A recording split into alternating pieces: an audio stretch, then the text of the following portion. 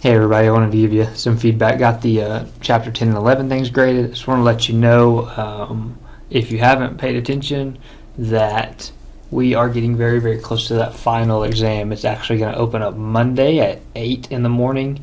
That's the 12th of May. And then it's going to close Friday at 5. There's an hour time limit, which means you have to start it before 4 o'clock on Friday the 12th. Okay. From there, once it's finished, you submit it, you're done with the course. I'm going to send out probably Friday evening letting you know that all the grades are in the grade book. Your final grade is in the grade book once I have a chance to double check everything so that you can go do it. And then I'll give you a deadline probably really quick to let me know if you see anything that you see issues with. If not, what's in your grade book will go into the grade for the course. So I just want to give you a heads up on that. Everybody did really pretty good on chapter 10 and 11. Also don't forget the part 1, chapter 6 and 7 are also due. Assignments, quizzes, and forums are all due Monday as well, Monday the 8th. So you'll have your final open at 8 in the morning, and don't forget those assignments are due by 5. So I'll get those graded before I send out that announcement on Friday letting you know your grades are in there, so you'll know that everything's done, graded, and ready to go in the class. Anyway, back to chapter 10 and 11. They're graded. Your grades are posted as well as the forum grade. Everybody, for the most part, did really, really well, except for 2 things that I want to show you with comments. And then a few people, I think, had a hard time how to get the table into the slide, so I'm going to show you that as well. So there's 2 different ways to do comments in PowerPoint. You generally, people get one or the other, and there really are 2 different ways, and the book wants you to do 2 separate ways, so I'm going to show you. First of all, when you first get into PowerPoint, your notes pane down here may or may not be open. Mine's not open right now. And your comments pane over here on the right may or may not be open. To toggle those on and off, there's 2 buttons down here at the bottom for notes, and when you click on that, it'll open up the notes pane. You can click to add notes to type in notes there. So if the book said to insert a comment, it did not want you to click to add notes on that slide. It wanted an actual comment. We're going to talk about that.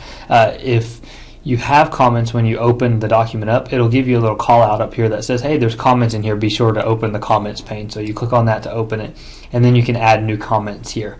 Now, there's 2 different ways to do comments. There's comments that are attached to particular things on a slide, like the title placeholder or a certain part of text, and then there's comments that are attached to the whole slide. So the book had you to do both. The first way to do a comment for the entire slide, make sure you're not selected in a placeholder. You don't have a placeholder selected, you don't have text selected, anything like that. You're completely, everything's deselected on a slide that you want to put the comment on. And you just click on New after turning on the comments window. So you'll just put on here, this is a comment attached to the entire slide. Okay, you hit enter and it'll stay. Now notice the comment balloon appears right up here in the upper left, and that's just a way that you can see that there's a comment on this slide. And that's also where it is when it's for the entire slide, like this one is. This does not show up whenever you do a slideshow. It's just whenever you have it open like this for making changes. The other way is a comment attached to a particular part of text. So maybe my comment up here was, do we even need a comments example? Well, we do, because a lot of people missed it. But maybe the best use of this bullet isn't that comments are helpful for collaboration. Maybe it's something else. So I want to ask whoever's reviewing it about this particular text. So you can select that text and do a new comment and say, should this be this text? And notice that the little comment balloon now is right there next to that text. So that's the 2 different types of comments that you can do in PowerPoint.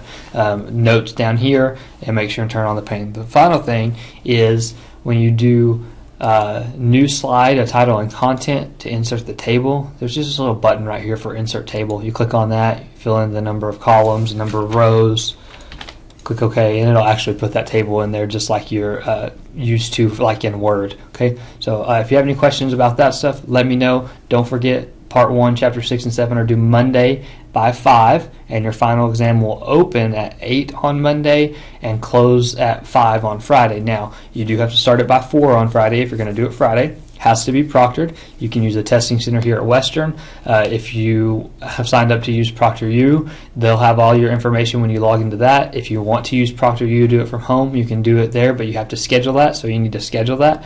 And if you have any questions about proctoring or what you need to do, just reach out to me and let me know. Thanks so much.